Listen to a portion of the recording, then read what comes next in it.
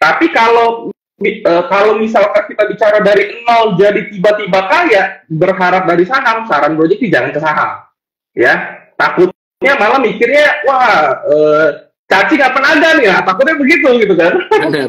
Takutnya, wah, Zeus nih, gimana nih Zeus nih ya, kayak gitu. Karena harapannya tuh dari yang nggak punya tiba-tiba jadi kaya raya, itu nggak bisa. Yes.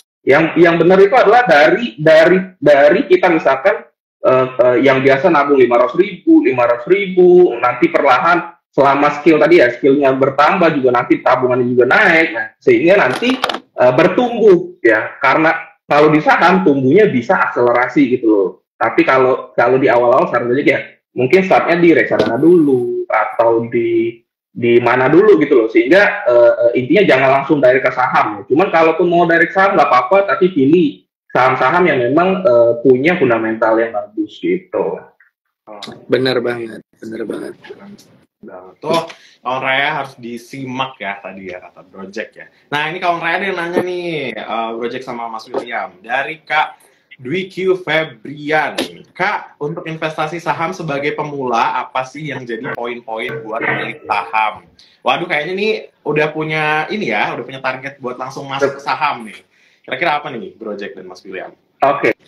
Kalau dibilang kriteria yang baik untuk memilih saham, tentunya pertama dari fundamental dulu ya. Karena fundamental itulah bedanya kalau kita investasi di saham, bukan di mungkin kripto ya, bukan jelekin kripto, tapi di saham itu kita bisa menilai sebuah aset tersebut karena ada fundamentalnya gitu.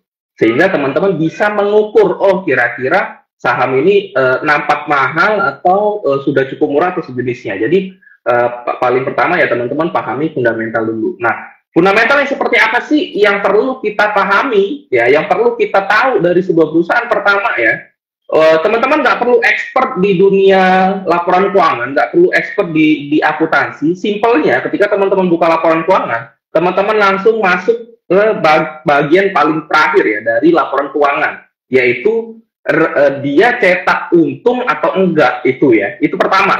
Jadi teman-teman nggak usah pusingin tuh dia jualannya apa dan segala, nanti teman-teman fokus di dia cetak laba atau enggak, itu aja dulu. Karena kalau dia tidak cetak laba, bagaimana sahamnya bisa memberikan profit ke teman-teman ya, dia aja nggak cetak laba gitu. Itu pertama. Kedua, pastikan laba tersebut terus bertumbuh.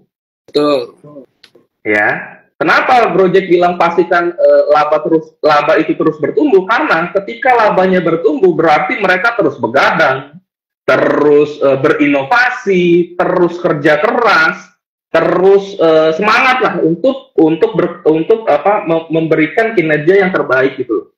Nah itu simpelnya dua itu ya. Dan terakhir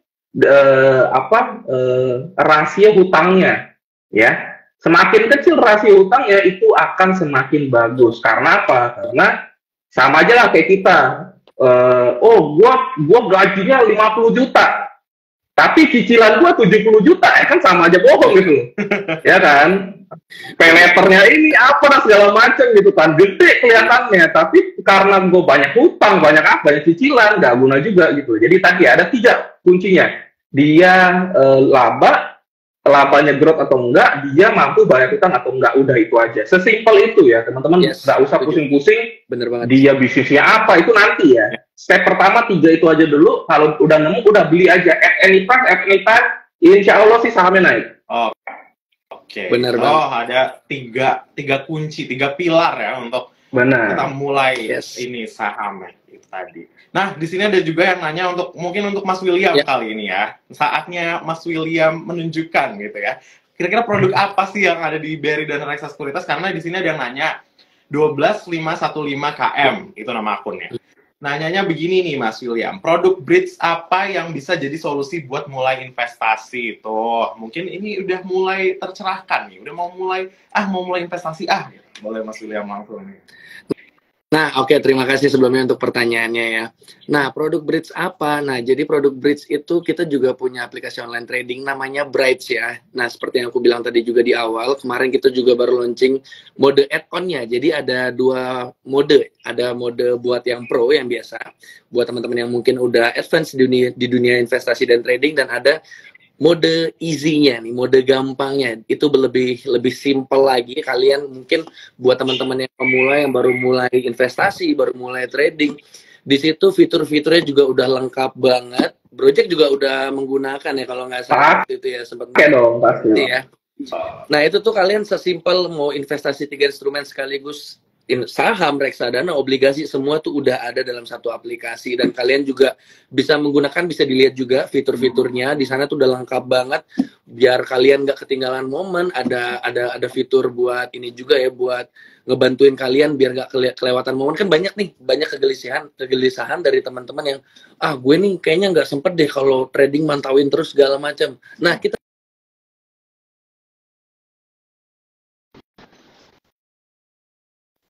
ketika kalian mau beli atau mau jual sahamnya itu udah kompleks banget, udah terstruktur dan didesain secara praktis buat teman-teman semuanya, biar investasi sulit itu udah bukan menjadi problem lagi buat teman-teman semua. Sekarang udah ada Brights dengan fitur yang lengkap, dengan si fiturnya juga bisa cepet, bisa gampang banget digunain buat teman-teman yang baru mulai, gampang banget di ngertiin. Itu udah solusi banget sih buat teman-teman semua. Dan di aplikasi Brights itu juga ada namanya Sapa Mentari ya, sajian pagi menu trading dari BRI Dana Reksa Sekuritas. Di situ udah lengkap banget nih teman-teman semua. Di situ udah ada kabar tentang market terupdate ya di setiap harinya. Di situ juga kita juga memberikan trading ideas di harian, mau dari yang daily, mau swing trade segala macam, kita juga udah provide di situ. Jadi ibaratnya kalian sebelum market open udah kita bekelin nih kalian bisa langsung dapat akses di aplikasi Brights untuk dapetin Sapa Mentari ya. Ibaratnya ini bekal nih buat memulai hari kalian untuk mulai berinvestasi atau trading. Itu udah dapat semuanya. Udah kita bekelin, kita kawal terus gitu teman-teman. Wah, ini udah kompleks banget nih. Kayaknya kalau digambarkan nih, mungkin courses-nya sendiri dari Project, ilmunya dari Project, atur keuangannya di Bank Raya, terus langsung masukin investasinya lewat Brights. Cocok banget. Mantap tuh, semuanya ada di sini nih kawan Raya. Jadi langsung aja dipraktekkan ya, diimplementasiin. Tapi kalau aku mau nanya nih, tadi kan kalau kata Mas William ada pantauan ya soal investasi yang udah kita jalanin gini. Sebenarnya kalau misalkan memang kita sudah terjun ke dalam dunia investasi, apa sih yang harus kita maintain gitu soal investasi yang sudah kita jalankan? Apakah kita setiap hari harus mantau itu? Apakah ada hal-hal lain yang penting untuk kita perhatikan supaya investasi kita ini akhirnya bisa jadi cuan atau bisa menjaga nilai dari investasi yang memang sudah kita keluarkan gitu? Boleh? Iya benar. Balik lagi ke basicnya banget ya Project ya, mungkin Project juga sepaham akan hal ini, dimana kita juga pasti menyesuaikan dengan profil risiko kita masing-masing kan. Mungkin kayak yang Project bilang tadi, untuk yang masih awal banget baru mau mencoba investasi, mungkin nggak trading dulu ya kan, beda, dua hal yang berbeda ya, investasi dan trading. Kalau yang saya maksud tadi soal memantau tiap hari harus mantau itu mungkin lebih ke trading ya, buat teman-teman yang pengen trading saham, pengen main cepet, pengen dapetin cuan cepet lah kasarnya ya gitu. Itu mungkin pasti akan tetap update terus tiap hari, nyimak kabar market, nyimak pergerakan dari teknikalnya kayak gimana ya kan Project ya. Tapi kalau untuk pemula sih balik lagi ke konteksnya, disesuaikan dengan resikonya juga masing-masing kayak gimana. Dan kalau untuk pemula disarankan mungkin lebih bisa mulai dari reksadana dulu ya, investasi reksadana dulu ya Project ya. Itu teman-teman kalau dari aku. Ya kalau bicara apa sih yang paling mendasari yang harus kita pantau sebenarnya ya, balik lagi ke kata Bro William, teman-teman harus tahu dulu tipe teman-teman ya, apakah teman-teman itu investor atau seorang trader atau apa. Cuman yang paling mendasari ya teman-teman pertama harus terus kepo ya. Itu yang paling dasar ya menurut Project ya. Ketika teman-teman berinvestasi ya teman-teman harus kepo. Kenapa? Karena dengan rasa keingintahuan teman-teman akan terus mencari apa sih yang update, apa sih yang dapat berpengaruh ke portofolio kita. Benar. Contohnya apa? Contohnya misalkan, gue investasi di saham itu kira-kira bakal ngikutin apa sih? Gue harus baca berita nih. Nah, nanti muncul tuh di berita kayak tadi kata Project. IHSG mulai membaik karena ada potensi suku bunga AS di stop karena inflasi AS sudah mulai mereda kayak gitu. Itu kan teman-teman harus terus update ya, terus kepo dengan berita-berita perekonomian. Selain itu, selain kepo ya teman-teman juga harus memantau money management teman-teman ya. Karena balik lagi ya, mau sejago apapun teman-teman ya, mau sepintar apapun teman-teman, ketika money management teman-teman nggak bagus, ya maka yang kena akan psikologis ya. Dalam artian misalkan gini, gua punya duit itu duit semua yang gue punya, misalkan 100 juta, let's say ya, kekayaan gue 100 juta, ya udah itu semua saya beliin ke saham. Sahamnya apa? Sahamnya anta beranta nggak tahu apa. Tiba-tiba diabrekin semua gitu loh. Psikologisnya kena gitu loh. Tapi kalau teman-teman belinya, money management gue aman deh, gue misalkan sisihin 10% untuk main yang trading tadi, atau mungkin sisanya ke yang aman aja, di split dan segala macam. Itu mungkin akan memberikan kenyamanan ya. Jadi balik lagi ya, teman-teman pertama harus kepo, terus up to date dengan berita-berita perekonomian yang berdampak besar maupun enggak terhadap perusahaan teman-teman ya. Itu pertama. Kedua ya, jaga money manajemennya ya, karena semakin nggak teman-teman pakai money management, nanti psikologisnya akan kena gitu. Itu tadi ya, masuk 100 juta ke BCA turun 1% langsung gugup gitu loh. Wah, 1% nih berapa, udah sejuta nih gitu, gaji aja 5 juta, dia terus juta, wah hilang duit makan. Nah itu psikologisnya nanti kena gitu loh. Makanya money management juga perlu buat teman-teman pantau terus di portofolio teman-teman. Yes, gitu. Setuju banget, benar. Setuju banget. Oke. Wah, itu tadi berarti time managementnya juga, pokoknya hal-hal mendasarnya juga harus diperhatiin sama kawan Raya dan teman-teman yang lain. Kalau mau mulai investasi, kalau misalkan masih ada backupnya, dana darurat itu bisa dikesampingkan. Mungkin dana-dana yang memang ditujukan untuk investasi ini bisa jadi prioritas gitu ya, bisa lebih dimatangkan gitu. Nah, mungkin kita juga waktu kita udah jam 7 aja nih, nggak berasa, cepet banget.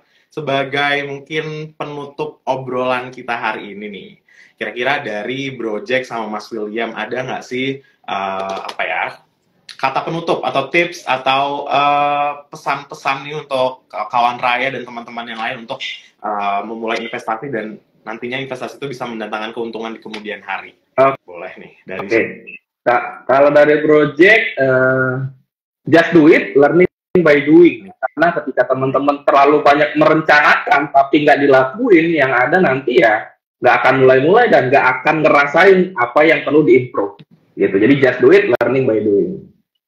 Dari Mas William sendiri, apa nih pesan-pesannya? Ya, benar, setuju juga kayak kata Project tadi, itu juga menjadi salah satu prinsip dasar Project ya buat teman-teman. Soalnya saya pernah dapat quotes gini, kan banyak orang belum bisa memulai sesuatu lebih mikir karena kalau saya gagal gimana ya, atau hal-hal negatif lainnya menjadi penghambat mereka gitu kan. Tapi pertanyaannya adalah ketika itu berhasil gimana? Iya kan? Nah, itu buat teman-teman mungkin jangan mikir terlalu panjang atau terlalu banyak mikir untuk memulai langkah gitu. Kita mulai dulu aja. Hati-hati perlu, tapi jangan terlalu sampai overthinking lah kalau bahasanya teman-teman sekarang ya kan. Yang penting kita konsisten, disiplin tadi kuncinya. Kita mulai dulu, jangan terlalu banyak mikir untuk memulai sesuatu yang baru gitu sih. Iya, mantap. Gitu, karena sekarang juga kayaknya kawan Raya dan teman-teman yang lain tuh kayak nggak perlu takut, semuanya udah terfasilitasi dengan baik gitu ya. Mau nyari ilmu, bisa cek Instagramnya Sahamology, bisa follow Bro Jack. Ngatur keuangannya bisa pakai Bank Raya kan, bisa bagi-bagi pos-pos keuangan, mungkin bisa bikin saku untuk investasi sendiri. Nanti habis itu lanjut ke Brights gitu ya, karena menawarkan banyak kemudahan, informasinya udah terupdate, semuanya bisa kalian cek di sana. Gitu. Jadi nggak perlu takut untuk memulai sesuatu, karena kalau nggak dicoba kapan lagi. Oke, karena sudah jam 7 juga, obrolan kita akhirnya udah di penghujung. Terima kasih Bro Jack dan Mas William udah ngasih insight soal investasi, soal ngatur keuangan. Semoga kita bisa ketemu di next session yang mungkin lebih kompleks, lebih komprehensif lagi, untuk memberikan informasi untuk teman-teman yang lain supaya berani berinvestasi. Oke, terima kasih Bro Jack dan Mas William. Thank you Mas, thank you Bro Jack. Thank you. Oke, terima kasih kawan Raya yang sudah hadir juga. Semoga kita dapat sesi selanjutnya yang lebih seru lagi, lebih bareng Project dan Mas William lagi. Oke? Selamat malam. Yo. Malam. Yo. Ini.